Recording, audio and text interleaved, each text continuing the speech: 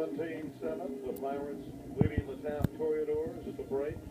San Pedro not noted for offense. We know they had a tough defense with their double wing alignment with the two tight ends. And the two tight ends, those wingbacks and tight ends, doing a very productive job. And the big play to Parker, the 68-yard touchdown. What a throw by Rashad Armstrong. So San Pedro put 17 points up on the board in the first half. Again, this is a football team that averages 24 a game. They get 17 against a very good Taft team through the first 24 minutes of action. But there's a lot of time remaining. And once again, bring Jeff Nathanson back in. And Jeff, we saw Taft rally. They were in a similar position last year, down 9-0 to San Pedro. They ended up rallying, taking the lead, and then falling 22-20. But I think Troy Stark's got to be surprised how good San Pedro is and how physical they are defensively. I don't think he's so much surprised. I think he knows how good Mike Walsh's team is. I think what he's surprised about is they haven't been able to really do a whole lot on offense. I think the Taft started to throw the ball in the second quarter, started to open it up a bit. And as you mentioned earlier in the show, if the pass is there, take it. Don't force yourself to run the ball. If they're giving you the pass, take it. They started to do that. They scored the touchdown, and then San Pedro answered back again with the home run ball, the 68-yard play, the longest play of the year and the longest touchdown of the year for San Pedro. So they can do everything right. Well, when you talk about Taft, you normally talk about balance. It's a football team that rushes the ball so effectively. Over 2,000 yards rushing, over 2,000 yards passing. And if you take away the rush game, you're obviously hurting Taft's chances. And that's what the Pirates, with that physicality on defense, were able to do in the first half. I think they were, and I think a lot of adjustments are being made right now. Underneath the Coliseum, as we speak, the coaches are talking to their teams. And I think Taft has done a decent job stopping the double wing T offense of San Pedro. They're containing it for the most part. But Taft is having trouble, I think, with their own offense right now. And San Pedro's doing a great job stopping Taft's offense. I think when you look at San Pedro through the first 24 minutes of action, the one thing that'll please Mike Walsh, obviously their defense is always good, but their offense is controlling the football. They're taking the opportunities away from Taft with ball possession, long drives. Obviously they had the one big play near the end of the half, but earlier in the first quarter and into the second quarter, time of possession, all San Pedro, and the offense is executed well. A lot of it to the credit of quarterback Rashad Armstrong. I think so, and what a throw he made on the touchdown. That ball was thrown perfectly. 68 yards on the fly, receiver right in stride, and that's the way you make it happen. You run the ball, run the ball, run the ball. When the pass is there, you take it, you air it out, and you get the big home run with just a minute and change left in the quarter. El Camino won the 3A championship earlier tonight, 42-0 over Carson. We're at halftime. San Pedro is leading Taft 17-7. Let's pick up some of the sounds of the band on the field.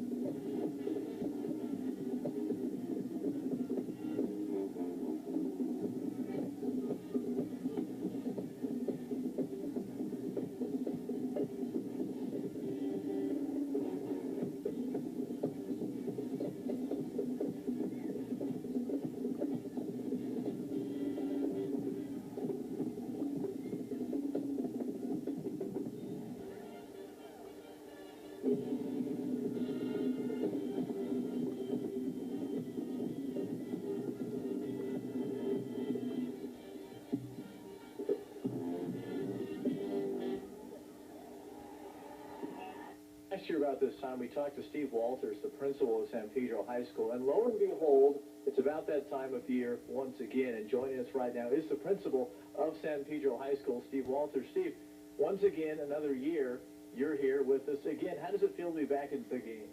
Oh, it's exciting to be in the big show. And welcome back to the campus of San Pedro High School. We hope you guys bring us luck as you have the last 3 championships at San Pedro High. Very interesting campus here and an interesting population in this area. Very diverse. How did that come to pass? The locals call it the old fishing fleet mix. San Pedro is the 3rd oldest school in L.A. City. We started in 1903, and we've been ethnically diverse due to the Mediterranean mix that's here in San Pedro due to the fishing industry back from the 1800s, and now today our school is 50% Hispanic, 35% Anglo, about 10% African American, and about 5% mixed, and that's all a natural integration, no busing. Speaking of the community often gets excited about a football game like this. How has the community responded? We have one of the most the strongest sports booster group in the city. We have over 800 on our membership. 500 of that are active dues-paying members this year, and that's reflective of the entire community. We have generation after generation that have lived here in the community and that come out and support us in the last 2 playoff games. We've had a couple thousand in the bleachers in pouring rain and mud, and we're sure at the Coliseum this year we'll have about 10,000 rabid fans there. I heard that the local Catholic Church, Mary Star of the Sea, which is one of the largest archdioceses in the area, has promoted the game for us because all of the fans, down to the docks with the Longshoremen's Union, to the community and our alumni here, we're all rabid supporters of San Pedro High. Now, Steve, how do all these people get from here to the L.A. Coliseum? The athletic office yesterday was passing out bus tickets, and for parking at the Coliseum, we got the lion's share of those buses because downtown knows, with our past performance, that we'll have a lot of supporters there. Like I mentioned, the 10,000, and we're renting buses, and the sports boosters are also providing their own buses, and the school itself will have approximately 7 buses going. Now, KLCS has televised this game for the last 3 years. And ironically, Steve, your school has been a participant for 3 years. We're blessed that in the 90s, we feel we're the team of champions here. When you call our switchboard, it says, welcome to San Pedro High School, the home of scholars and champions. Our academic decathlon team has won the conference 3 years in a row now, and our football team has won the city championship, either 3A or 4A, 4 out of the last 6 years. And those other 2 years, we were finalists in the big show as we go after another championship this year. Well, Steve, congratulations. Enjoy the rest of the game, and thanks for the visit. You bet. Welcome back. Hope to see you next year. That's Steve Walters, the principal at San Pedro High School. And welcome back to the Los Angeles Coliseum on this Friday night. I'm Jeff Nathanson with Randy Rosenblum and Gary Bose. It is halftime of our second game, the 4A game tonight between San Pedro and Taft. San Pedro leading at the intermission 17-7. Time to visit with one of the luminaries attending the game tonight. Joining us right now is George Kiriyama, board member, District 7 from L.A. Unified. George, welcome to the Coliseum. Thank you very much. You know, these games are a lot of fun for the students and a lot of fun for the fans, and it's great to see a big crowd out here, and it's nice to see you all dressed up in your slicker tonight as well. Right. This is great. The game before this was also a great game. And Carson, I represent Carson, city of Carson, and I know they had a rough time, but I'm hoping that San Pedro, which I also represent, is going to come out the victory. You know, let's talk about what these games mean to the community. You know, high school football, the players aren't making $8 million a year. They're kids learning how to play athletics. It builds a lot of teamwork. It builds discipline and leadership and all those things. And I guess that's one reason why these games are fun to have. And I believe that not only does it build character, but it brings team workmanship together. It also brings what you call camaraderie, and also it shows that the coaches are respected. This is what they show: discipline, respect for elders, and brings real character. And the thing is that sports brings the whole town together. As you can see, San Pedro has put out a great crowd, and I always am so feel so good about the whole situation, fact that the whole town supports them. And to me, I think it's a whole community sports. It's not only just the San Pedro High, but it's the whole city of San Pedro. Is it safe to say, George, that there's education and learning and all of those things both inside and outside the classroom for young people? Oh yes, one thing is that, when you build character, they not only excel in sports, but in academics. And to me, I think this is one of the things that really helps build not only the academics, but the programs itself. The whole school comes together. The cheerleaders, I can see the band. It's one of the finest bands in the city. And I think also that the administration can take pride, the teachers can take pride. In fact, the whole community can take pride in San Pedro.